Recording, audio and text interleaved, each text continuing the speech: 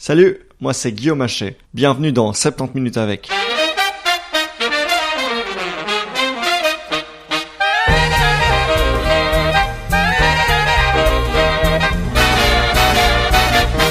Pour ce 9e épisode, je reçois Philippe Van Parijs, docteur en philosophie à Oxford et en sociologie à l'Université catholique de Louvain. Il a étudié l'économie politique, le droit, la linguistique. Il fut autrefois professeur invité à Harvard et il est actuellement professeur ordinaire émérite à l'UCL, à la KUL et à Oxford. Le moins qu'on puisse dire, c'est que mon invité est un homme de lettres. Ensemble, on va parler de la Belgique et tenter de répondre à la question « C'est quoi, finalement, un Belge ?» On se penche sur les spécificités de la Belgique, on la compare avec la Suisse et surtout, on s'intéresse à l'avenir de notre plat pays. Pour ma part, je pense que la Belgique est un animal plutôt atypique et assez fascinant, et elle mérite donc bien qu'on y consacre 70 minutes. Je précise que cet épisode se destine autant à mes compatriotes qu'à ceux qui n'ont jamais mis les pieds ici. Du coup, si vous n'y connaissez rien en Belgique, et j'imagine que c'est le cas pour la plupart d'entre vous, puisque honnêtement, même ici, on n'y comprend rien. Si vous ne connaissez rien en Belgique, pas d'inquiétude, je vous ai préparé une petite session de rattrapage. Tout commence en fait au Congrès de Vienne, où les grandes puissances européennes se sont réunies juste après la défaite de Napoléon, et ensemble, elles ont redessiné les cartes et décidé du sort de l'Europe. La Belgique, très catholique, est rattachée à la République des Provinces-Unies des Pays-Bas, majoritairement protestante, pour former le Royaume-Uni des Pays-Bas. Cette union se fait sans le consentement des Belges, à qui on ne donne pas le droit de vote. Ce mariage forcé n'est que de courte durée, puisque suite aux affrontements très agités qui opposent les indépendantistes bruxellois à l'armée hollandaise en 1830, les Belges obtiennent leur indépendance des Pays-Bas. La Belgique apparaît donc comme un étrange patchwork, comme un pays assez artificiel. Les Belges sont unis par un héritage catholique, mais sont surtout divisés par les ethnicités et par les langues. Si la bourgeoisie est francophone, le peuple, lui, parle toute une série de langues régionales. Celles-ci seront petit à petit remplacées par le français au sud et par le néerlandais au nord. On décide d'appeler les provinces francophones la Wallonie et les provinces néerlandophones la Flandre. Mais les langues ne sont pas la seule chose qui sépare les Wallons et les Flamands. Pendant très longtemps, la Wallonie fut l'une des régions les plus dynamiques du monde. Au XIXe siècle, elle fit en effet fortune à l'aide des mines de charbon et des lourdes industries que sont la sidérurgie, la métallurgie et la verrerie. Grâce à la Wallonie, la Belgique était pendant un temps une des plus grandes puissances industrielles du monde. La Flandre est restée une région agricole pendant très longtemps. La classe ouvrière fut donc logiquement une grande force motrice pour la Wallonie de l'époque. C'est donc sans surprise qu'avec l'arrivée de la révolution industrielle et de la question sociale, le socialisme n'eut aucun mal à séduire les Wallons. Encore de nos jours, la Wallonie reste très majoritairement dominée par le Parti socialiste. L'histoire n'a malheureusement pas été tendre avec les Wallons. Alors que la Flandre de l'après-guerre a su développer de nouvelles industries pour rapidement s'enrichir, la Wallonie est quant à elle restée concentrée sur les industries lourdes qui avaient fait sa gloire. Grave erreur, puisque petit à petit, les mines de charbon ont dû fermer et la sidérurgie wallonne a aujourd'hui perdu toute compétitivité. La Wallonie est aujourd'hui une région très pauvre et un jeune Wallon sur 4 vit sous le seuil de pauvreté. On retiendra 2 conséquences à cela. D'abord, un impact important sur la criminalité, qui est bien plus présente en Wallonie qu'en Flandre. Et ensuite, le fait que l'argent du contribuable flamand, qui est nettement plus riche, va souvent servir à aider la Wallonie. C'est le mélange d'inégalités économiques très marquées, de communautarisme linguistique, voire parfois de racisme à l'égard des Wallons, qui a contribué depuis une quarantaine d'années à renforcer les tensions politiques et même le séparatisme. Ces tensions culminent vers la fin des années 60 à l'Université catholique de Louvain. L'université disposait, bien qu'elle fût située en Flandre, d'une section francophone. Il y avait là, aux yeux de nombreux Flamands, un non-respect total du droit du sol et du principe de territorialité linguistique. En gros, en Flandre, on parle le néerlandais, un point c'est tout. Les francophones sont chassés et doivent fonder un nouveau campus en Wallonie. On appelle cette crise le Wallenbuiten, les Wallons dehors. À la même occasion, tous les partis politiques doivent se scinder en deux, une version francophone et une version néerlandophone. Peu de temps après, le Vlaams-Blok, qui est un parti indépendantiste flamand et ouvertement xénophobe, connaît une lente ascension, jusqu'à recueillir 24% des votes en 2004 aux élections du Parlement flamand. Depuis 2011, le parti entame toutefois un déclin électoral puisque toutes ses voix sont siphonnées par Bart de Wever, le jeune président de la N-VA, l'autre parti indépendantiste flamand. La N-VA est aujourd'hui le premier parti de Belgique. Mais un élément pose systématiquement problème aux séparatistes, puisqu'au centre de la Belgique se trouve Bruxelles, et Bruxelles complique tout. Même si géographiquement, la capitale est enclavée au sein de la Flandre, Bruxelles est sa propre région, et les Bruxellois ne se sentent ni flamands ni wallons. Ils sont bruxellois et c'est tout. Et comme Bruxelles est la capitale économique du pays, Ni les séparatistes flamands, ni les rattachistes wallons ne veulent partir sans. La Belgique est donc aujourd'hui à un carrefour. Elle ira soit vers des régions de plus en plus indépendantes, soit vers une union plus forte, vers ce qu'on appelle le confédéralisme, ou bien au contraire vers plus de refédéralisation. Faut-il le préciser, si la NVA plaide en faveur du confédéralisme, c'est aussi parce que cela rendrait la scission de la Belgique bien plus facile. Comment la Belgique peut-elle fonctionner si les Flamands n'apprennent plus le français et que les Wallons n'apprennent pas le néerlandais?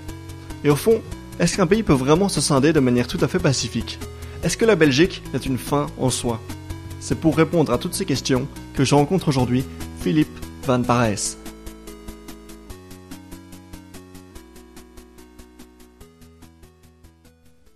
Et bonjour à tous, aujourd'hui nous sommes rejoints par Philippe Van Parijs, professeur à la KUL, à l'UCL et anciennement à Oxford, docteur en philosophie et en sciences sociales.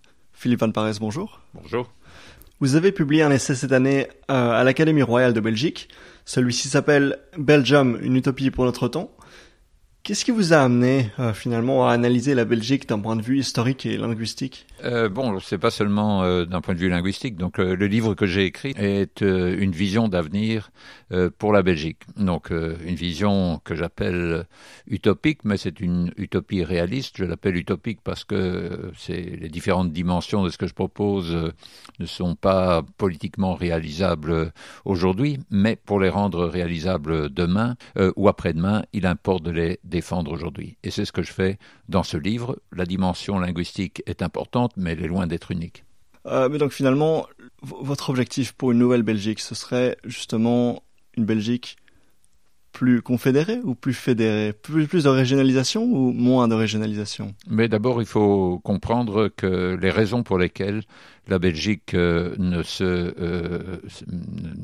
sautera pas, n'explosera pas. Donc, parce que de temps en temps, quand on entend parler de la Belgique aux États-Unis, on n'en entend parler que parce qu'on croit qu'elle est sur le point d'exploser. En fait, il y a de multiples raisons pour être convaincu que cela ne se fera pas, mais ce n'est pas évident non plus. Et dans le premier chapitre du livre, j'examine sans passion les différents scénarios possibles. Les différents scénarios de scission. On parle généralement du scénario de rattachisme de la Wallonie vers la France, et j'ai même lu dans le chapitre 1 justement le rattachisme de la Flandre vers le Pays-Bas, dont je n'avais jamais entendu parler, mais apparemment certains y croient ou en rêvent.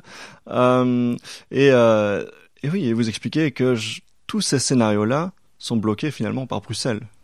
Oui, donc certains de ces scénarios sont bloqués par d'autres raisons. Là, vous évoquiez le scénario que j'appelle Groot Nederland, donc le rattachement de la Flandre aux Pays-Bas. En fait, récemment, je faisais une conférence sur le thème du livre à l'occasion de la remise de diplôme à l'université d'Anvers. Et donc, j'avais fait voter la salle pour les différents scénarios, dont ce scénario-là. Et de dire oui, s'il l'estimait le plus probable, sauf un petit coin de la salle qui a crié très fort. Alors j'ai demandé au recteur à côté de moi, c'est quoi ces gens-là? Il m'a dit, nous avons un certain nombre d'étudiants néerlandais, et c'était les étudiants néerlandais d'Anvers et leurs parents qui criaient très fort qu'ils étaient favorables, enfin qui croyaient que ce scénario avait une certaine probabilité, alors que les Flamands, eux, n'y croient pas du tout. Donc finalement, ce n'est pas tellement un mouvement important parce qu'il y a beaucoup de monde, c'est un mouvement important parce qu'il y a peu de monde qui crie très fort, quoi. C'est-à-dire, c'est un mouvement qui est sans importance parce que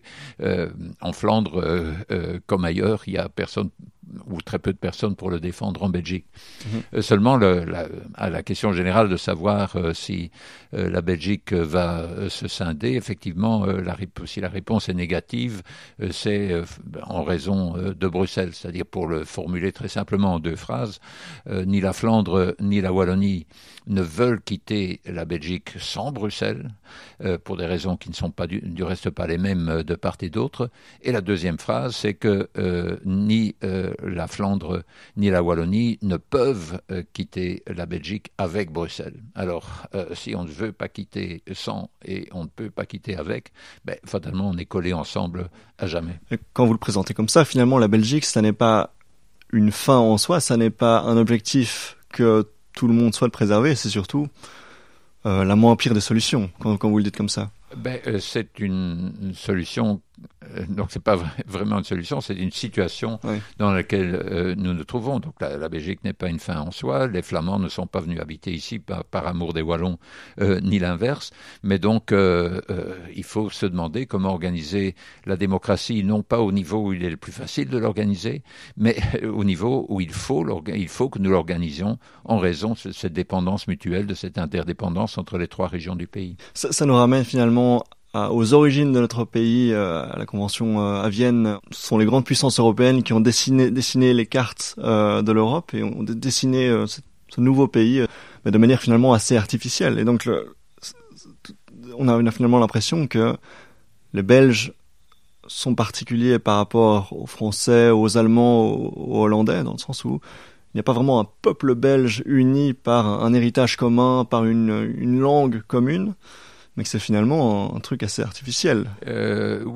Oui, non, donc c'est évidemment une entité qui est artificielle comme n'importe quel État est artificiel, mais il y a bien sûr entre les provinces dites wallonnes et les provinces dites flamandes de Belgique une longue histoire commune qui n'a pas du tout commencé à l'occasion du traité de Vienne. Le traité de Vienne a rattaché la Belgique ou a re-rattaché la Belgique aux Pays-Bas qui, eux, avaient acquis leur indépendance déjà à la fin du XVIe siècle. Et puis, il y a eu l'indépendance de la Belgique a eu lieu une quinzaine d'années plus tard par sécession par rapport aux Pays-Bas. Mais bien avant cela, évidemment, les provinces flamandes, ou la plus grande partie des provinces wallonnes et des provinces flamandes faisaient partie d'un même territoire qui a été unifié graduellement par les ducs de Bourgogne à partir du XVe siècle. Et donc, cette histoire commune, elle existe en dépit de la différence de langue. Mais ce qui s'est passé, et ce qui est fondamental pour l'histoire de Belgique, c'est que, on peut très bien fonctionner de manière multilingue pendant des siècles et des siècles, à condition qu'on soit en régime despotique.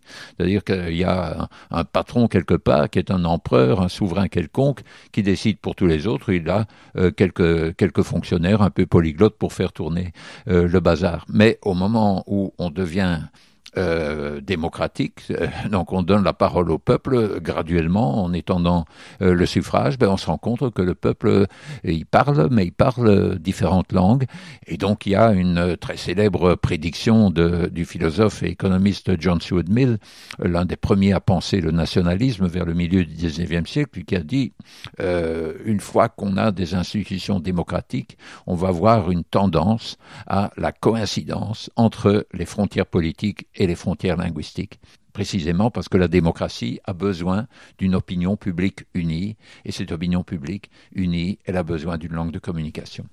Si on dessine les frontières politiques de la Belgique, là on ne voit pas coïncider les frontières politiques avec les frontières linguistiques, mais au sein de la Belgique, on voit ce phénomène apparaître entre les différentes régions. Oui, mais en Belgique, donc, à mesure que le mouvement flamand s'est développé et a obtenu gain de cause dans ses revendications, à mes yeux légitimes, on a construit une Belgique avec 3 zones linguistiques initialement, donc à partir de la fin du XIXe siècle, et puis surtout alors renforcée dans les années 30, où il y avait une partie du pays qui avait une langue officielle qui était le néerlandais, une autre où c'était le français, puis une zone bilingue. Et alors, petit à petit, on s'est rendu compte que pour mieux fonctionner cet ensemble, c'était important de doter chacune des zones linguistiques d'institutions politiques.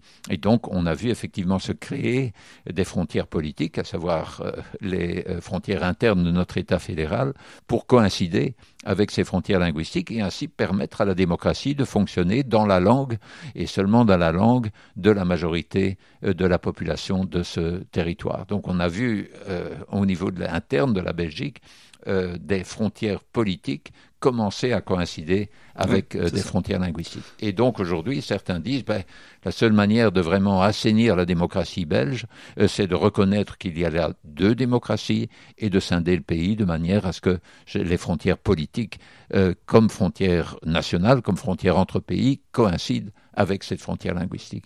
Certains disent, est-ce que vous en faites partie ?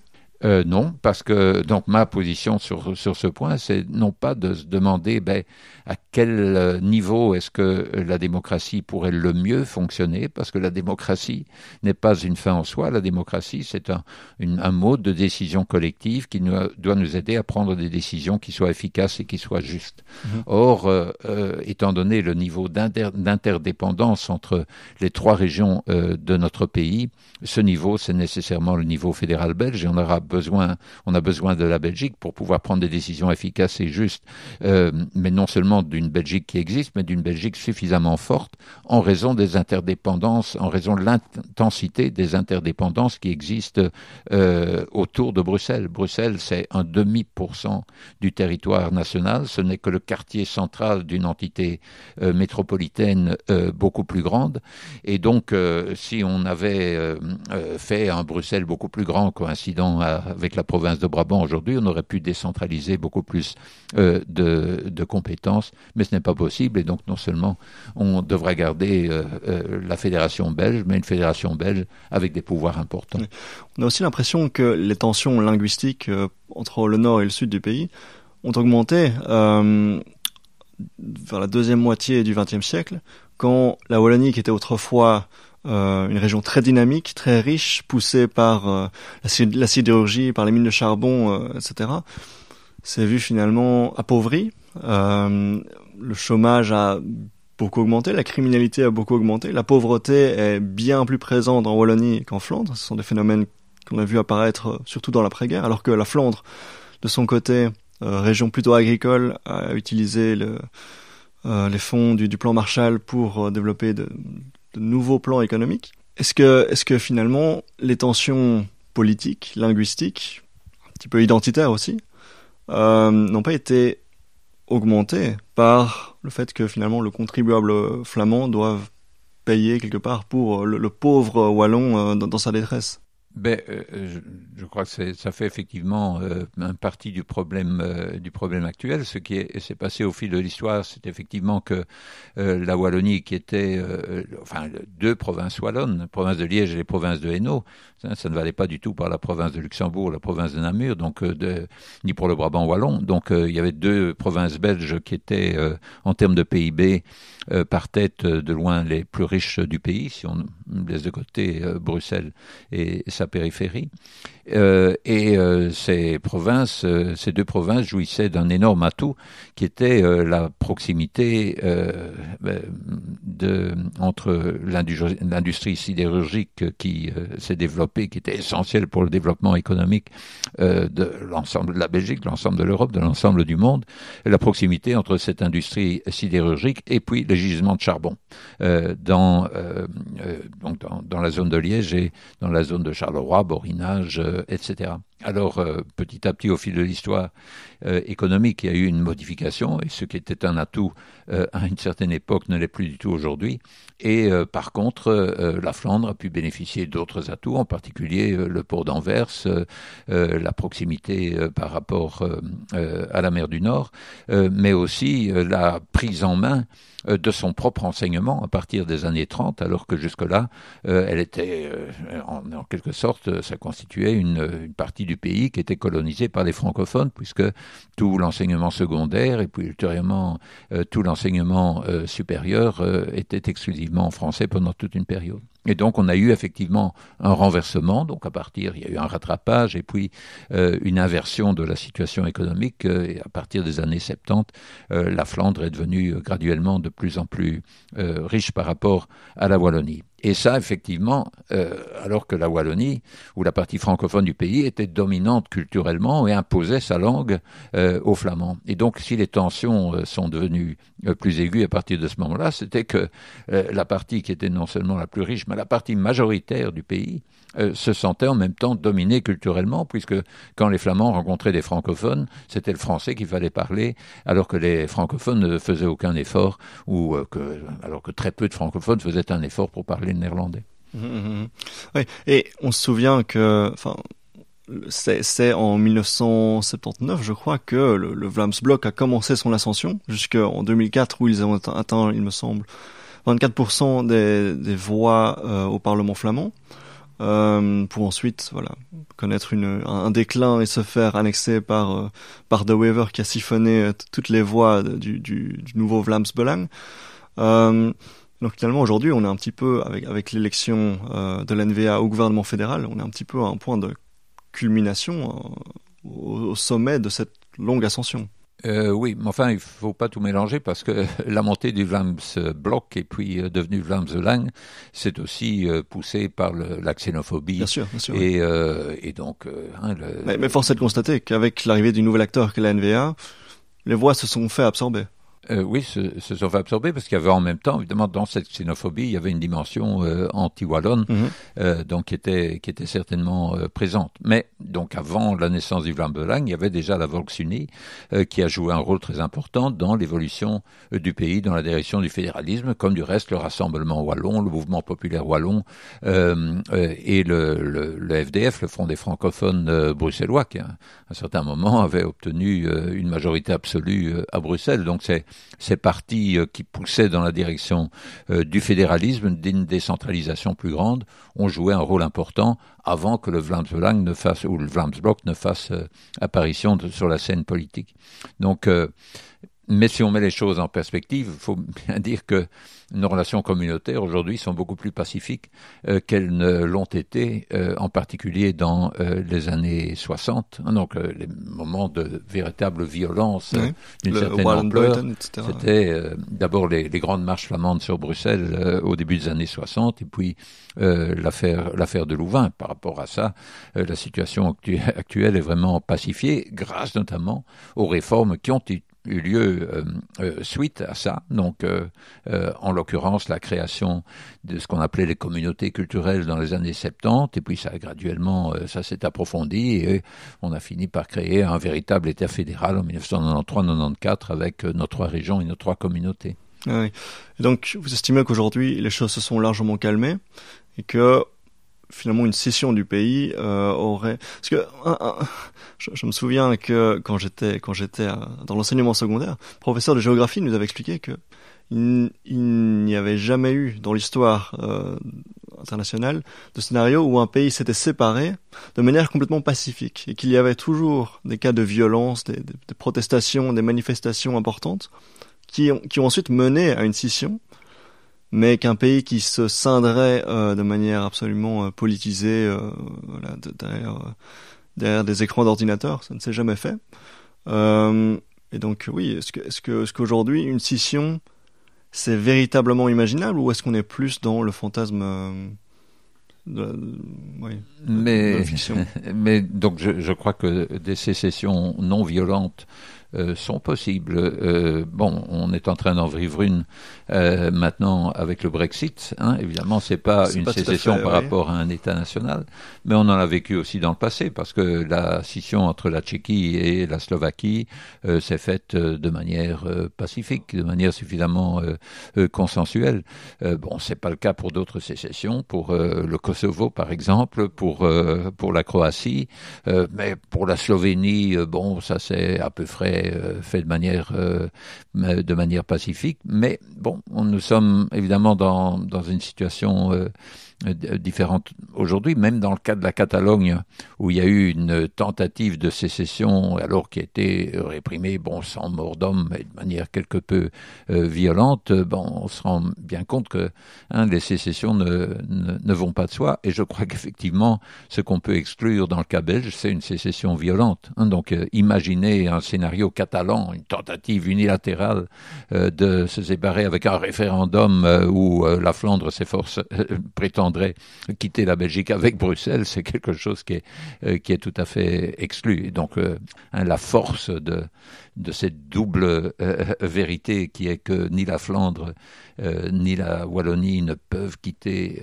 la Belgique avec Bruxelles, ni l'une ni l'autre ne veut quitter sans Bruxelles, même si les raisons d'adhérer à chacune de ces deux affirmations vont évoluer au cours du temps, je crois que ces deux affirmations sont suffisamment fortes pour expliquer qu'à la fin de ce siècle, la Belgique existera toujours. Quand on évoque ça, on pense à ces mouvements qui sont assez minoritaires en Flandre, où on voit des chants du Vlaamselo, des drapeaux qui s'agitent, et des tendances qu'on assimilerait à une forme de nationalisme.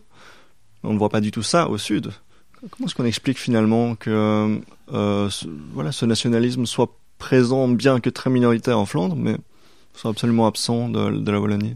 Je crois qu'effectivement, il y a un nationalisme, indiscutablement un nationalisme qui est plus présent en Flandre, mais c'est en partie parce que la Wallonie manque d'un patriotisme qui lui serait bien nécessaire. Mais il n'est pas difficile de comprendre pourquoi ce nationalisme est plus fort en Flandre que dans la partie francophone du pays. La Flandre a dû lutter pour son émancipation et se sentait dominée par les francophones, et donc le mouvement flamand a été un mouvement d'émancipation, tout comme il y a eu un nationalisme dans toutes les anciennes colonies. Et donc le nationalisme, c'était un mouvement d'émancipation par rapport à une classe, à une élite dominante qui collaborait avec la puissance coloniale ou purement et simplement avec la puissance coloniale. Alors évidemment, c'est pas tout à fait la même chose que ce qui s'est passé en Belgique, mais il y a une complaisance de ce genre-là, ce qui fait que le mouvement flamand a grandi comme un mouvement d'émancipation. Alors, il y a quelque chose d'un peu analogue quand même dans le mouvement wallon, et aujourd'hui, on aurait peut-être besoin d'un peu plus d'agitation de coq wallon en Wallonie. Aujourd'hui, à mes yeux, c'est pour ça que je ne veux pas du tout une marche en arrière, mais au contraire une marche en avant qui permette à la Wallonie et à Bruxelles d'affirmer plus fortement leur identité et de développer une forme de patriotisme, bien sûr, non racial, non ethnique, qui est essentiel au bon fonctionnement de toute démocratie. Quand on parle d'une démocratie plurilingue, multilingue comme la Belgique, on pense inévitablement aussi à la Suisse, qui est un petit peu sa cousine, de ce point de vue-là. Qu'est-ce qui explique que les tensions linguistiques soient bien plus présentes en Belgique qu'elles ne le sont en Suisse finalement? Oui, il y a à ça, donc j'ai eu sur cette question-là une conversation que je rapporte du reste dans le livre avec Micheline Calmiré, qui était à l'époque présidente de la Confédération suisse et qui m'avait invité à Berne dans son ministère. Et elle me disait qu'à ses yeux, il y avait 3 différences fondamentales. Et je voudrais en ajouter une 4e qui, d'une certaine manière, était la source de ces 3 différences qu'elle mentionnait. Première différence, disait-elle, c'est que c'est plus facile de fonctionner quand on est 26, les cantons suisses, que quand on est 2. Parce que quand on est 2, si quelque chose ne va pas bien, c'est toujours la faute de l'autre. La deuxième raison, c'est que en Suisse, il y a des partis nationaux. Et alors, et la 3e différence, c'est que, disait-elle, plusieurs fois par an, en fait 4 fois par an, tous les Suisses, quelle que soit leur langue, quel que soit leur canton, quelle que soit leur religion, sont amenés à discuter au même moment des mêmes questions en raison de la démocratie directe bien installée en Suisse depuis plusieurs siècles. Et donc, il y a des initiatives populaires. Ils en ont encore eu une dimanche dernier, donc où il y a plusieurs questions qui sont soumises au oui ou au non dans le chef du peuple suisse. Et je disais qu'il y avait une 4e raison qui, pour moi, sous-tend les autres, qui est qu'en Suisse, on a eu d'emblée ce qui a dû être arraché au Canada, en Espagne ou en Belgique, à savoir le principe de territorialité linguistique. C'est-à-dire en raison de l'autonomie cantonale, le fait que la Suisse, comme l'Union européenne, est née d'une confédération assez large initialement, donc avec une très forte autonomie de chacune des entités, eh bien on n'a jamais eu de francisation de Zurich ou de germanisation de Genève, parce que tous les germanophones qui s'installaient à Genève n'avaient pas la possibilité d'avoir des écoles en allemand, savaient que toute l'administration était en français, etc. Et de même pour les Genevois ou les Vaudois qui allaient s'installer à Zurich ou à Bâle, c'était l'allemand pour tout le monde. Et donc, on n'a pas eu par conséquent en Suisse la nécessité d'avoir un mouvement d'émancipation qui s'élève contre la domination parfois formelle, mais parfois même tout à fait informelle d'une langue par rapport à l'autre. Et c'est au fond la non-compréhension de l'importance de ce principe de territorialité linguistique qui a conduit à l'affaire de Louvain. C'était les francophones qui considéraient que c'était absurde de ne pas pouvoir continuer à habiter là sans piper un mot néerlandais. Et c'est cette affaire de Louvain qui a conduit à la scission de tous les partis politiques, ce qui fait que c'est aussi en raison du mouvement flamand que finalement notre fédéralisme a été un fédéralisme avec ces deux grandes régions et pas un fédéralisme provincial.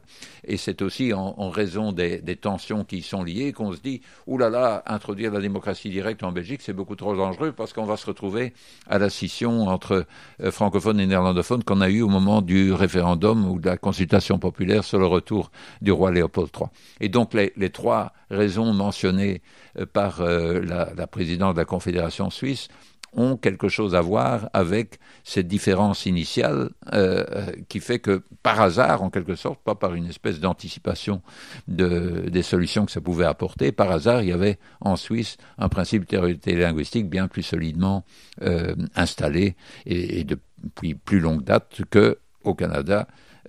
En Espagne ou en Belgique, où on a eu des processus de francisation, d'hispanisation ou d'anglicisation dans le cas de Montréal, qui ont conduit alors à des conflits beaucoup plus aigus. Oui, quand vous parlez d'identité, on revient finalement à ce que certains appellent la belgitude, qui est que quand le Belge cherche à savoir ce que c'est d'être belge, il ne sait pas vraiment répondre, il ne sait pas vraiment définir ce que c'est. Mais par contre, il sait surtout dire ce qu'il n'est pas. Et ainsi, la belgitude se définit souvent comme une entité en creux. On dit je ne suis pas un Français, je ne suis pas, je n'ai pas cette fierté, ce patriotisme qu'on peut voir à l'étranger. Mais d'après ce que vous dites, les Flamands auraient n'ont pas non plus de réponse à la question qu'est-ce que c'est d'être belge, mais auraient une réponse à la question qu'est-ce que c'est d'être flamand. Oui, mais être flamand, c'est entre autres être belge. Et donc, c'est pas du tout antinomique. Donc, parfois, on voit ces identités comme étant des identités qui sont en conflit. Et effectivement, si on fait des enquêtes d'opinion et on demande aux gens qu'est-ce que vous sentez en premier lieu. Est-ce que vous sentez en premier lieu scarbécois, bruxellois, belge, néerlandophone, francophone, européen, etc. Fatalement, ça semble être un jeu à somme nulle. Plus il y a de gens qui répondent bruxellois, ou plus en Flandre, il y a des gens qui répondent flamand. Moi, il y en a qui répondent belge en premier lieu. Mais il y a d'autres enquêtes d'opinion plus subtiles qui demandent aux gens à quel point est-ce que vous vous identifiez comme belge ou comme flamand. À quel degré est-ce que c'est important pour vous d'être belge, d'être flamand, d'être en européen? Et alors on constate qu'il y a non pas une corrélation négative, mais une corrélation positive entre l'importance qu'on donne au fait d'être flamand ou au fait d'être wallon et au fait d'être belge. Donc il n'y a pas du tout de conflit intrinsèque. Et donc être flamand, être un bon flamand, c'est en même temps, ça peut être en même temps être un bon belge, parce que en étant belge, on est fatalement un citoyen d'une des 3 ou des 4 régions. Pour moi, à l'avenir, oui. Il faut qu'on voit on arrivera là-dessus, une fédération à 4 régions, mais on est à la fois un citoyen d'une de ces 4 régions et un citoyen de la fédération dans son ensemble. Et on a besoin d'un patriotisme à ces différents niveaux, depuis le niveau de son quartier, de sa commune, jusqu'au niveau de l'Union européenne. Ouais. On sait qu'au départ, en 1830, il n'y avait pas la Wallonie et il n'y avait pas la Flandre telle qu'on les connaît aujourd'hui. Il y avait bien plus de patois régionaux et de petits, entre guillemets, dialectes. Et que petit à petit, voilà, les régions se sont francisées au sud et néerlandisé au nord, pour donc devenir la Wallonie et la Flandre. Et vous expliquez dans votre livre qu'il y a eu des tentatives pour que la francisation dépasse encore plus les frontières de la Wallonie et englobe également le nord, mais que ça n'a pas du tout marché parce qu'il y avait des résistances culturelles très importantes déjà à l'époque. Oui, donc il faut bien voir que c'est ça que la France a fait, c'est-à-dire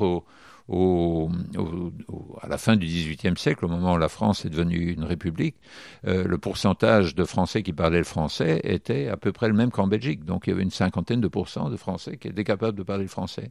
Et donc la France républicaine, jacobine, a utilisé le rouleau compresseur du service militaire obligatoire et surtout bien sûr de l'instruction obligatoire pour imposer le français comme langue maternelle ultimement à l'ensemble de sa population. Et elle l'a fait par des mesures coercitives, notamment la circulation des instituteurs, pour s'assurer que les petits Bretons n'aient pas d'instituteurs bretons avec qui ils pourraient communiquer en breton, mais etc. Et la grande différence avec la Flandre avec la France, à ce moment-là, c'est que en France, ils ont un enseignement très centralisé, alors qu'en Belgique, c'est tout à fait décentralisé et que c'était des initiatives assez locales, souvent par le clergé, et que ça empêchait finalement qu'une entité centrale en haut du gouvernement puisse mettre en place des plans de circulation des enseignants, etc., puisque ça n'était pas vraiment...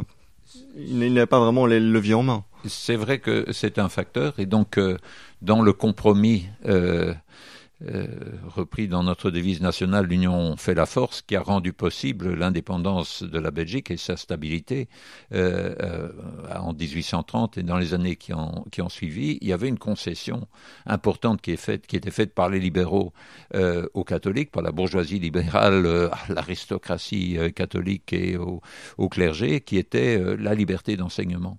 Et donc ça a conduit à maintenir en Belgique, contrairement à la France, une part très importante de l'enseignement primaire, secondaire, dans les mains de pouvoirs organisateurs catholiques, ce qui réduisait effectivement la mainmise de l'État. Mais néanmoins, on aurait pu très bien concevoir, à travers les contraintes imposées par le gouvernement national, ou les contraintes, les conditions qui sont mises à l'obtention d'un financement, on aurait pu très bien concevoir quelque chose qui soit analogue à la tentative française. Du reste, même en l'absence de cette contrainte top-down, en quelque sorte, venant des autorités, il y avait une francisation spontanée de toutes les villes de Flandre, parce que du point de vue de l'ascension sociale, comme tout l'enseignement supérieur était en français, y compris dans les universités de Flandre, donc à Louvain et à Gand à l'époque, il importait d'apprendre le français, et donc les parents choisissaient d'envoyer leurs enfants dans des écoles francophones depuis La Panne jusqu'à Celt, et ça conduisait alors d'année en année à une francisation des villes flamandes, donc qui a été arrêtée en 1930, au moment où il y avait une obligation pour l'enseignement secondaire et primaire, une obligation de fonctionner en néerlandais dans la partie flamande du pays. Ça, c'est le principe de territorialité linguistique dont vous parlez beaucoup dans le livre. Jules Destrée, homme politique du début du XXe siècle, disait « Notre force belge, c'est justement la libre association entre deux peuples distincts, et toute fusion serait un amoindrissement. » Est-ce que vous le rejoignez sur ce point-là ? Non.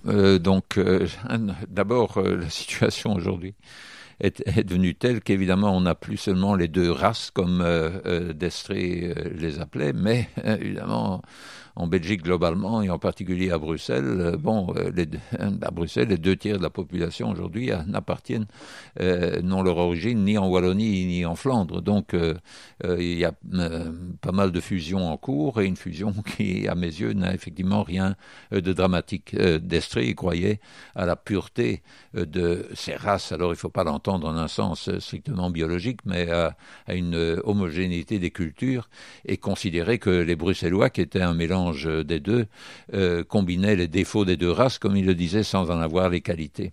Donc, par rapport à cette affirmation de Destrée, ce sur quoi je le rejoins, et c'est un point sur lequel Destrée est sur la même ligne que la NVA, c'est l'importance de maintenir une identité qui soit propre à chacune des régions du pays. Et cette identité, elle est bien sûr étroitement liée à la langue qui y est parlée. Et la NVA, comme Destrée, ont le droit, je dirais, donc il est légitime pour eux et pour d'autres, de défendre par conséquent l'exigence d'apprendre la langue de la région au moment où on vient s'y installer d'une manière permanente. Et donc ça ne veut pas dire qu'il y a un abandon de ses origines, ça ne veut pas dire qu'il faut renoncer à sa langue maternelle ou la langue. À Rome, on fait comme les Romains. Oui, mais pas sous tous les angles. Ça ne veut pas dire qu'il faut se mettre à pratiquer la même religion ou manger la même chose au petit déjeuner que la population locale. Donc il y a des tas de spécificités qu'on peut conserver, mais l'apprentissage de la langue de la région, c'est une exigence qui est tout à fait légitime, qui permet de préserver cette identité qui est parfois coûteuse, difficile, une exigence qui est parfois coûteuse et difficile à mettre en œuvre, mais qui pour moi est légitime. Oui. Donc le principe de territorialité linguistique, il est aujourd'hui dans le marbre. Personne ne le remet vraiment en question. C'est vraiment inscrit dans la culture politique ici en Belgique. Maintenant, dans les contacts interrégionaux, quand un Flamand parle avec un Wallon ou avec un Bruxellois ou un Bruxellois avec un Wallon, on remarque qu'il y a quelques problèmes de communication, puisque finalement, de moins en moins de Flamands connaissent le français, et les Wallons connaissent très très peu le flamand. Et donc vous faites ce constat-là, et vous faites aussi le constat que les Wallons n'ont pas vraiment envie d'apprendre le flamand parce que ça ne leur sert pas tellement, ils ne sont pas confrontés à des rencontres flamandes au jour le jour. Mais vous proposez comme solution, vous observez que l'anglais est de plus en plus parlé partout dans notre pays et qu'il pourrait devenir une lingua franca pour les communications interrégionales. Et vous dites même que c'est déjà assez fort le cas aujourd'hui. C'est en tout cas le cas pour les jeunes générations. D'abord, je vous reprends sur l'usage du vocabulaire, et c'est une chose à laquelle les Flamands sont sensibles, c'est que leur langue, disent-ils, n'est pas le flamand, c'est le néerlandais. Hein, je fais souvent cette erreur, je ne sais pas pourquoi. Non, c'est une chose... Enfin, c'est un usage qui est fréquent du côté francophone, mais moi-même, j'ai mis un certain nombre d'années à percevoir que c'était une chose qui était considérée comme insultante de la part d'un certain nombre de Flamands, parce que justement, du côté francophone, il y avait cette attitude à l'égard du flamand qui n'est qu'un dialecte minable, etc. Et donc, il y a eu toute cette lutte qui faisait partie du mouvement flamand, vous y avez fait allusion tout à l'heure, qui était l'apprentissage d'un néerlandais commun, ce qui s'appelait pendant un certain temps l'Algemeen Beschaafd Nederlands, donc le néerlandais général civilisé, Beschaafd, et puis on a supprimé le civilisé parce que ça faisait quand même un peu bizarre. Donc maintenant on appelle ça l'Algemeen Nederlands, et donc c'est ce néerlandais qui est la langue de Flandre. Et comme vous le dites, qu'on l'appelle flamand ou néerlandais, les petits wallons comme les grands wallons, les petits bruxellois francophones et les grands bruxellois francophones, et ils ne manifestent pas beaucoup d'enthousiasme pour apprendre cette langue, tandis que du côté néerlandophone, la connaissance du français reste massivement plus élevée que l'inverse, que la connaissance du néerlandais. Oui, mais elle est en diminution malgré tout. En Wallonie, mais elle est en diminution, en particulier parmi les couches de la population flamande qui parlaient vraiment très très bien. Il y en avait qui étaient essentiellement bilingues, et des vrais bilingues en Flandre. Il y en a effectivement de moins en moins, et donc de manière globale, la connaissance du français en Flandre se met à faiblir. Et ça va de pair avec une amélioration considérable de classe d'âge en classe d'âge, donc des plus âgés vers les plus jeunes, de la connaissance de l'anglais. On vient de prendre connaissance maintenant des résultats du dernier Taalbaromètre de la VUB, donc c'est tous les 5-6 ans environ, la VUB effectue une enquête très approfondie, coûteuse, sur la population bruxelloise, entre autres quant à ses connaissances linguistiques, langue maternelle, etc. Eh bien là, à Bruxelles, donc qui est officiellement une ville bilingue français-néerlandais, mais le pourcentage de Bruxellois qui disent connaître bien ou très bien l'anglais, qui était à peu près au même niveau que le néerlandais en 2001, lors du premier Taalbaromètre. Maintenant, avec des données de 2017, il est le double de la situation pour le néerlandais. Mm-hmm. Et en Flandre, comme en Wallonie, l'anglais a dépassé de loin la deuxième langue nationale, donc du point de vue de la connaissance, parmi les plus jeunes, alors que parmi les plus âgés, c'était à des niveaux très différents, c'était la deuxième langue nationale qui était la mieux connue. Finalement, les jeunes qui parlent anglais et qui sont capables de discuter avec éventuellement les Flamands en anglais plutôt qu'en néerlandais, ce serait par exemple des jeunes comme moi, puisqu'effectivement, dans le monde du travail, dans le monde culturel, dans les relations que je me fais avec les jeunes Flamands, c'est effectivement systématiquement en anglais que je communique aujourd'hui. Mais j'ai envie de me dire, mais les jeunes qui peuvent être dans ma situation sont des jeunes qui ont peut-être accès à une culture anglophone, à une culture américaine, qui ont ce luxe. Et finalement, les populations qui sont peut-être moins privilégiées, plus pauvres, n'ont pas du tout accès à cette langue. Et ont-elles accès au néerlandais ? Non. Encore beaucoup moins. Ils ont en fait beaucoup plus accès à l'anglais qu'au néerlandais. Ce qui fait qu'en raison de la diffusion de la culture populaire, en raison de l'accès à coût nul de l'Internet, où il y a une bonne partie qui n'est pleinement accessible qu'en anglais, l'anglais s'est diffusé dans toutes les couches de la population. Bien sûr, le degré de maîtrise de l'anglais est fortement corrélé avec le niveau d'éducation ou avec la situation sociale des personnes. personne, mais c'est vrai évidemment pour le néerlandais aussi. Et donc, ma thèse, simplement, sous cet angle, c'est qu'il y a un processus qui est à l'œuvre et qui fait que l'anglais va continuer à se diffuser et qu'il y aura de plus en plus de situations dans lesquelles un francophone et un néerlandophone se rencontreront, et au lieu de faire ce qu'ils faisaient dans le passé, c'était systématiquement de communiquer en français, au lieu de faire ce qui s'est fait un peu plus tard, c'est-à-dire se taire l'un à côté de l'autre parce que l'un n'est toujours pas capable de parler la langue de l'autre et l'autre ne veut plus s'abaisser à parler toujours la langue de la partie minoritaire du pays, eh bien, petit à petit, on se trouve dans une situation qui est finalement beaucoup plus relaxe, beaucoup plus sympa, où chacun fait l'effort pour être mieux compris de l'autre, de parler une langue tierce, qui n'est pas sa meilleure langue, mais dans laquelle on parvient à communiquer. Oui. Une langue d'appoint, finalement. C'est un instrument, donc ça ne fera pas partie de notre identité. La langue qu'on a à apprendre, c'est pas la langue de Shakespeare, c'est pas la langue qui est représentée stupidement encore sur beaucoup de nos sites web comme par le drapeau britannique. Ce n'est pas une langue qu'on doit essayer de parler comme Madame May ou Monsieur Trump. C'est la langue qu'on va parler avec toute la diversité de nos accents européens et qui, par miracle, est un joli compromis entre le français et le néerlandais, puisque l'anglais, ce n'est rien d'autre qu'un mishmash de français et néerlandais prononcé d'une manière un peu nonchalante et qui sonne pas mal pour faire de la musique. Mmh. Oui, et donc vous abordez le sujet de la culture. On observe de plus en plus de groupes de musique, de cinéastes wallons, flamands qui font des productions en anglais. On parlait justement de l'emploi de l'anglais comme outil de communication interrégionale. Est-ce que vous voyez l'anglais débarquer un jour au sein de la classe politique? Les auditeurs de ce podcast se souviendront qu'on a rencontré Alexander De Croo et que l'interview s'est faite en anglais. Quand on suit le fil Twitter de, par exemple, Alexander De Croo ou d'autres politiciens flamands, les tweets sont souvent en anglais, même si c'est pas systématique. Est-ce que vous croyez qu'un jour on pourra aller à un rallye politique dans une Belgique où la circonscription sera faite à l'échelle fédérale, aller à un rallye politique et entendre un politicien faire son discours en anglais? Vous pensez que c'est imaginable? C'est une question de génération et qu'il y a déjà des phénomènes, qu'on pourra commence à ressembler à des phénomènes de nature politique qui ont lieu en anglais. Bon.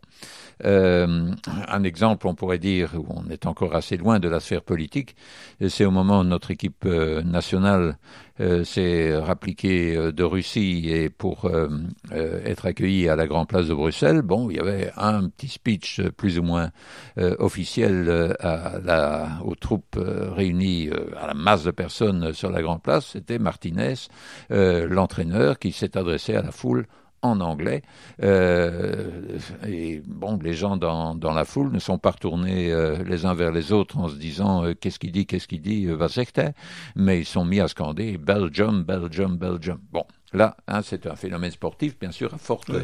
Et puis c'est un mot pas très dur à apprendre. Oui, oui, mais le discours aussi, le fait que le petit discours, bref discours, assez élémentaire, se fait. Le coach de l'équipe nationale belge s'adresse au peuple belge en anglais. Alors là, on est une affaire hautement symbolique, proche, mais qui n'est pas encore l'affaire politique. Autre exemple qui montre bien à quel point c'est un phénomène générationnel. Une des rares manifestations qui avait un petit caractère communautaire dans les années récentes, c'était la manifestation Shame, organisée par 5 gars qui s'étaient retrouvés par Facebook, 5 jeunes gars, et puis un peu à leur surprise, ils se sont retrouvés avec une manif de 30 ou 40 000 personnes dans les rues de Bruxelles, plus ou moins improvisées. Le titre de la manif, c'était Shame, le sous-titre, c'était pendant la longue crise gouvernementale, c'était No Government, Great Country. Et alors, je suis allé assister à la fin de la manif sur les arcades du cinquantenaire. Là-bas, on a les 8 grosses dames qui représentent les 8 provinces de Belgique. La 9e, le Brabant, étant le grand char qui domine les arcades. Chacune de ces dames a son nom gravé dans la pierre juste en dessous. Tout en français, Flandre occidentale, Flandre orientale, etc. Parce que au 50e anniversaire de la Belgique, que la Belgique fonctionnait encore intégralement en français. Et puis il y a eu les discours. Il y a eu un petit discours en français, un petit discours en néerlandais, un petit discours en allemand. Et puis le seul discours qui a vraiment animé toute la foule présente, c'était un jeune étudiant de la VUB qui a fait un discours en anglais. Bon, là, on est déjà plus proche de la sphère politique. Un jour, autre exemple qui se rapproche là du cœur du fonctionnement fédéral belge. Un jour, on me raccompagnait avec un collègue jusqu'à l'ascenseur, c'était le chef de cabinet d'un ministre fédéral, et il me dit, on a eu de telles querelles lors des dernières négociations pour savoir si c'était le texte français, la version française du texte, la version néerlandaise du texte qui constituait la base de l'accord entre les partis gouvernementaux, que je suis sûr, disait-il, que la fois prochaine qu'on discute, on aura un texte de base sur lequel on se met d'accord, qui sera la version anglaise, et puis on traduira ce texte vers les deux autres langues. Et donc, tant pour des raisons pragmatiques que pour des raisons parfois de neutralité, l'usage de l'anglais est déjà utilisé, est déjà présent. Et donc, je suis sûr qu'il ne faudra pas attendre longtemps que des jeunes ministres du gouvernement fédéral, peut-être De Croo et un congénère francophone, quand ils sont dans les couloirs, pas quand ils sont dans l'enceinte du Parlement pour s'adresser aux députés, mais que dans un couloir, ils discutent en anglais parce que c'est de loin la manière la moins laborieuse pour eux de communiquer. Si ce n'est pas déjà le cas. Oui. Et c'est sans doute déjà le cas. Bon, je ne circule pas dans les couloirs du gouvernement fédéral, mais je suis sûr que c'est en cours. Et donc, et ça fait... Bon, j'étais tout à l'heure à une réunion, un colloque organisé par... un dialogue organisé par le Conseil fédéral pour le développement durable. J'ai dit que je suis sûr que dans 10 ans, il y avait du reste une partie qui était en anglais parce qu'il y avait des invités étrangers, mais je suis sûr que dans 10 ans, avec le rajeunissement, plutôt le remplacement des générations plus anciennes par des générations plus récentes, eh bien on fonctionnera intégralement en anglais, ce qui épargnera considérablement le coût de ce genre de rencontres, parce que avoir des interprètes qui font un boulot formidable, c'est pas seulement plus lourd, ça rend les relations plus rigides, mais c'est aussi extrêmement coûteux, et seuls peuvent se le permettre des entités suffisamment riches et suffisamment puissantes. Oui. J'évoquais tout à l'heure la question d'une circonscription fédérale. À l'heure actuelle, les seuls qui peuvent finalement voter pour notre Premier ministre Charles Michel, ce sont ceux qui vivent dans sa circonscription, c'est-à-dire le Brabant wallon. Les seuls qui peuvent voter pour lui, ce sont ceux qui habitent dans le Brabant wallon. Et le reste des Belges ne peuvent pas vraiment évaluer ses performances pour voter ou ne pas voter pour lui. Plusieurs acteurs de la classe politique, comme par exemple Alexander De Croo, ou je sais que plusieurs politiciens du parti Groen en Flandre partagent également cette conviction, plusieurs acteurs politiques parlent d'installer une circonscription fédérale à l'échelle du pays. Je sais que vous en êtes partisan également. Est-ce que c'est quelque chose que vous estimez probable ? Est-ce que c'est un mouvement qui prend, ou est-ce que finalement ça ne prendra pas ? Je suis convaincu qu'on y viendra, parce que, quand vous dites que Charles Michel ne peut pas être sanctionné par d'autres que par les électeurs de sa province du Brabant wallon, ce n'est pas tout à fait exact, parce que il est bien sûr vu comme étant le représentant du MR, ce qui veut dire que voter pour ou contre le MR, même à Virton ou à Verviers, c'est aussi sanctionné positivement ou négativement. Oui, mais de manière un petit peu indirecte, disons. Mais de manière indirecte, mais ce point-là est important pour comprendre pourquoi la circonscription fédérale est importante. Donc, tant qu'on avait des partis nationaux, ce n'était pas nécessaire, parce que chacun des partis nationaux avait un projet qui concernait l'ensemble de la Belgique. Alors, depuis la scission des partis nationaux, suite à l'affaire de Louvain, chacun des partis essaye de convaincre son propre électorat. Donc, il y a une surenchère entre les différents partis de chacun des deux côtés, et puis on fait des promesses au détriment de l'autre communauté qui rapporte quelques voix et qui n'en coûte aucune. Et résultat, on se trouve bloqué comme dans la longue négociation, les 540 jours qui ont conduit finalement au gouvernement d'Irropo. Alors, en raison d'un changement de stratégie de la NVA, qui Bardewever intelligemment a vu que c'était pas, s'il voulait aussi faire passer ses politiques dans d'autres domaines que le communautaire, c'était pas la stratégie qui fonctionnait le mieux. Et donc, il a été décidé de mettre cette question, de ne pas faire, de ne pas avoir de discussion de nature institutionnelle pendant la présente législature. C'est la raison pour laquelle, en fait, les partisans de la circonscription fédérale ont aussi jugé que ça valait pas la peine de s'exciter pendant cette législature, du moins jusqu'à la fin de la législature, au moment où il s'agira de déterminer quels articles de la Constitution il faut rendre révisables. Et donc, effectivement, je suis comme beaucoup d'autres universitaires, en particulier à travers le pays, partisans de cette circonscription fédérale. En fait, donc on a créé en 2005 un groupe d'universitaires francophones et néerlandophones défendant cette idée, qui a mis sur pied un site web qui s'appelle le Pavia Group, qui a élaboré aussi une proposition précise, y compris indiquant quels articles de la Constitution devraient être révisés et comment la loi électorale devait être modifiée, y compris dans le détail, parce qu'il est très important qu'on ait à la fois une représentation garantie de chacun des groupes linguistiques qui soit maintenu dans cette circonscription fédérale, quoique chaque candidat puisse qu'on puisse voter pour chaque candidat dans l'ensemble du pays. Et il est aussi très important pour que tous les leaders de tous les partis soient présents dans cette circonscription fédérale.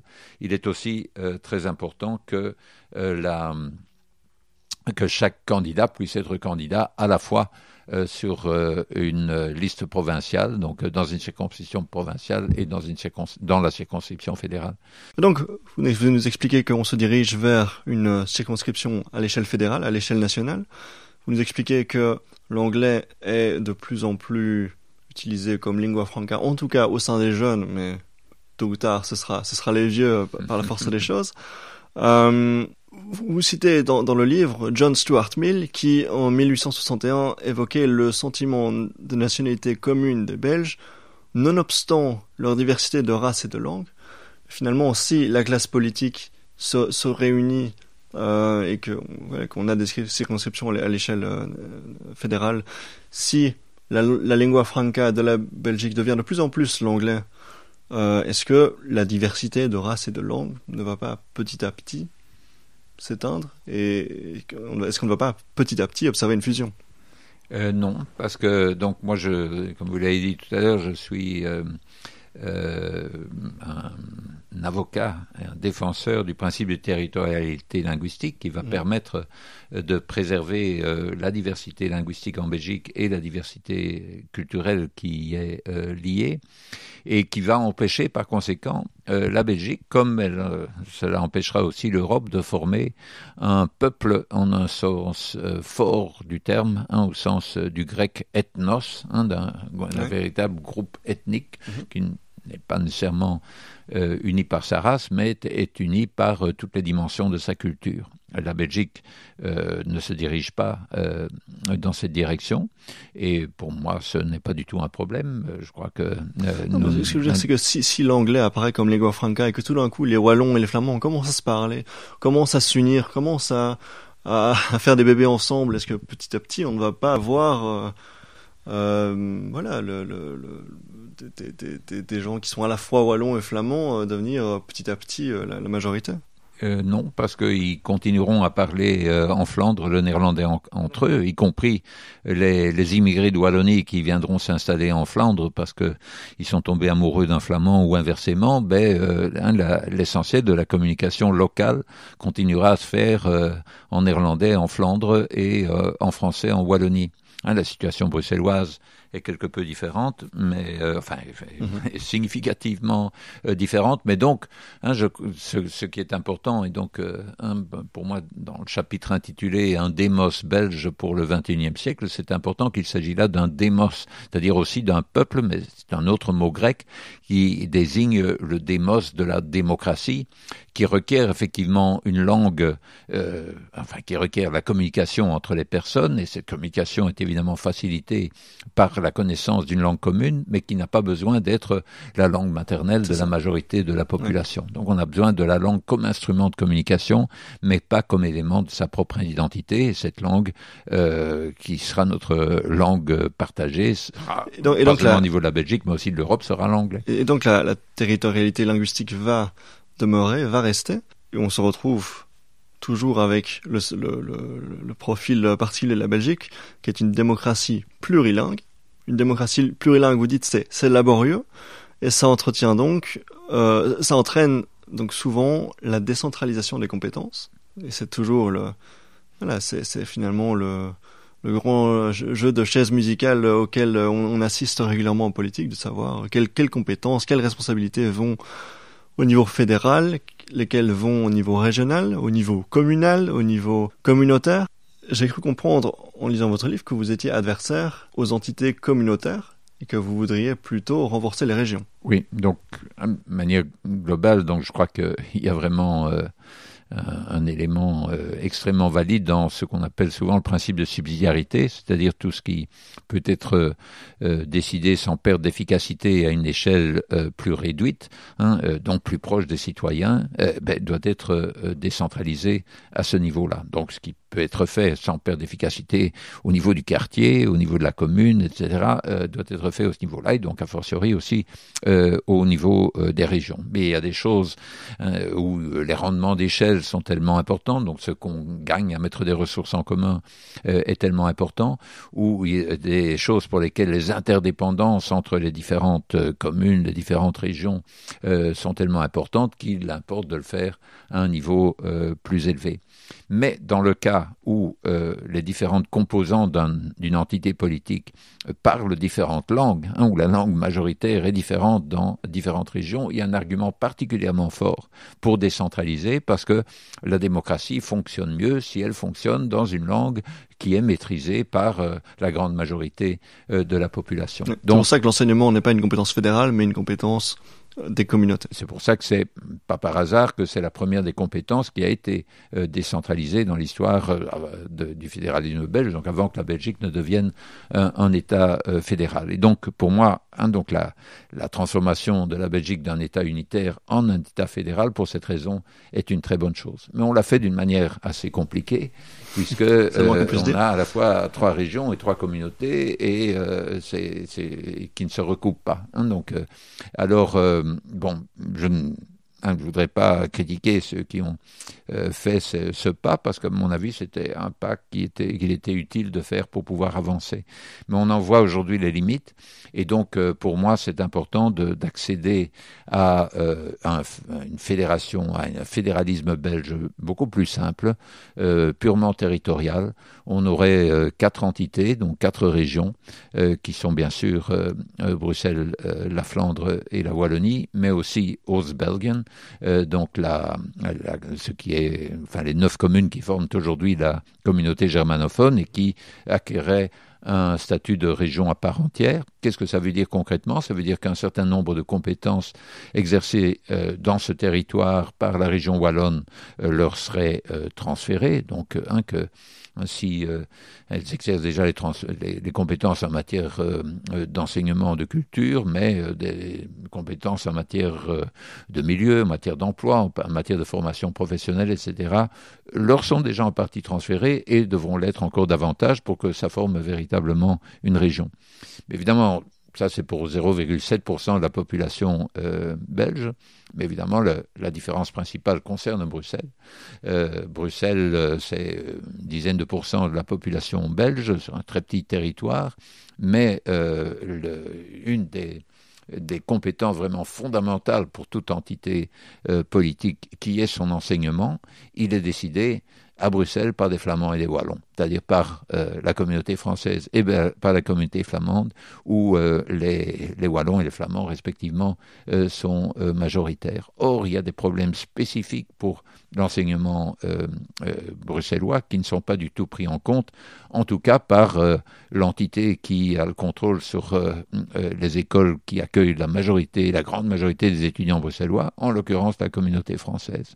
Et donc, il est essentiel pour Bruxelles de prendre en main en toute priorité son enseignement obligatoire, donc maternelle, primaire et secondaire, et notamment pour pouvoir équiper les jeunes qui grandissent à Bruxelles des compétences linguistiques qu'il est à la fois possible et absolument nécessaire pour eux d'acquérir, alors que ce l'est nettement moins dans la plus grande partie de la Flandre et dans la plus grande partie de la Wallonie. Vous êtes pour la régionalisation de l'enseignement? Je suis pour la régionalisation de l'ensemble des compétences communautaires, de tout, en fait, oui. En préservant et en premier lieu l'enseignement obligatoire, mais en se rendant bien compte que on a besoin d'organiser alors les synergies avec les autres régions, par exemple au niveau de la gestion de la RTBF, donc des médias publics, au niveau de la recherche scientifique, du FNRS, au niveau de l'enseignement supérieur, qui sera inévitablement transrégional, du reste du côté néerlandophone comme du région francophone.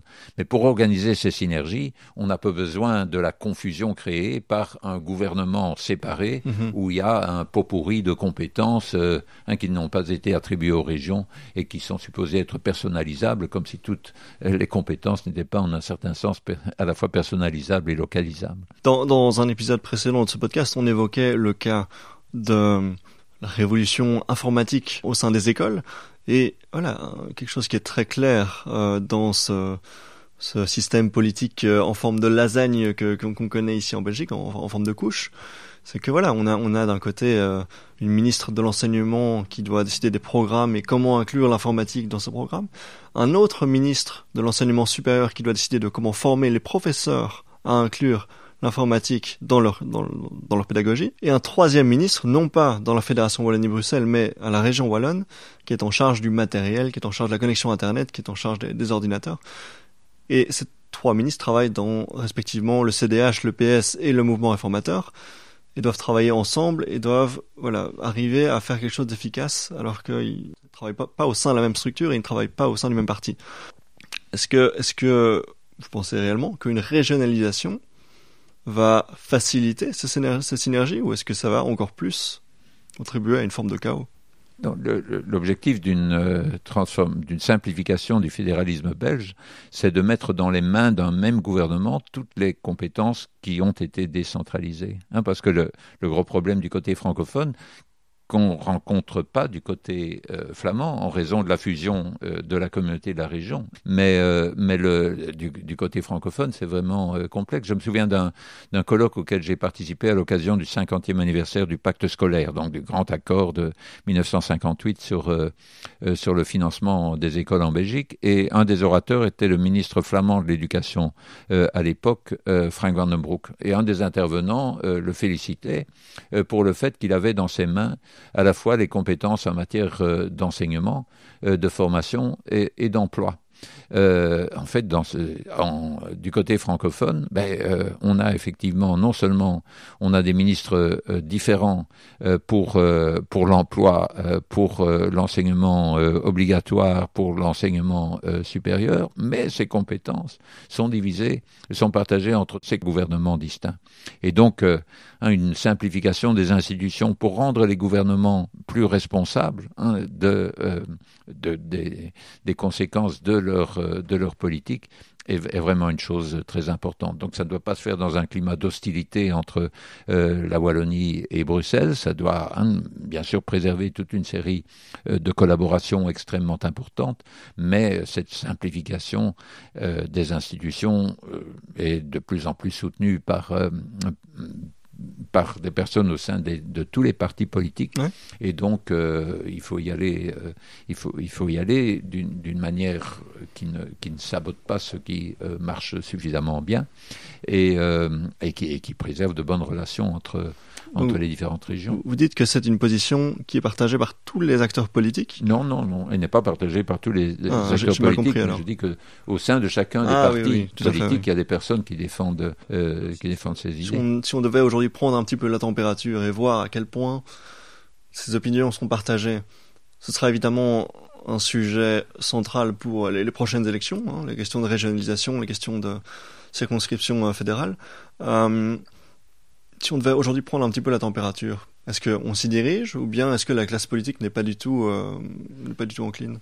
Je n'ai pas de réponse à cette question, je ne suis que philosophe. Donc moi, je ne... Vous ne prenez pas la température.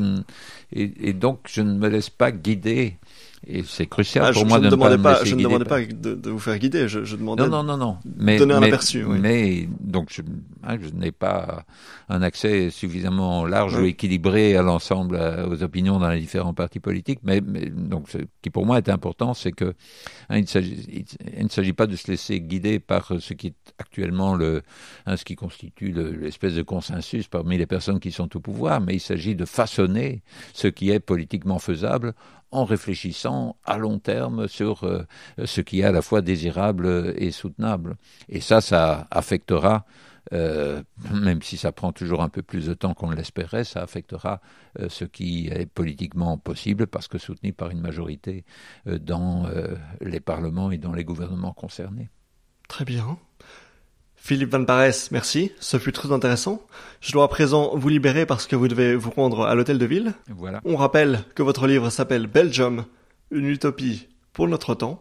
Il est édité par l'Académie royale de Belgique et on le trouve aussi en version électronique sur Amazon. Chers auditeurs, à dans 2 semaines. Au revoir. Au revoir, merci beaucoup et bonne lecture du livre.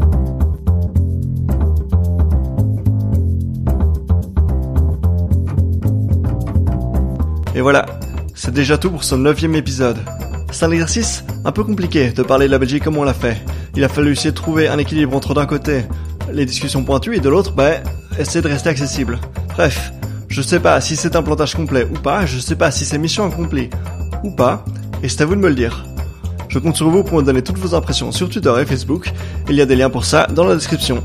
N'hésitez pas non plus à me donner vos suggestions pour de prochains invités, et à ce propos, il y a du très très lourd en termes d'invités qui arrive en 2019, donc pour ne rien rater, n'oubliez pas de vous abonner au podcast sur iTunes, Spotify, YouTube, Pocket Cast, ou ce que vous voulez. Allez, on se retrouve dans 2 semaines. Bye bye.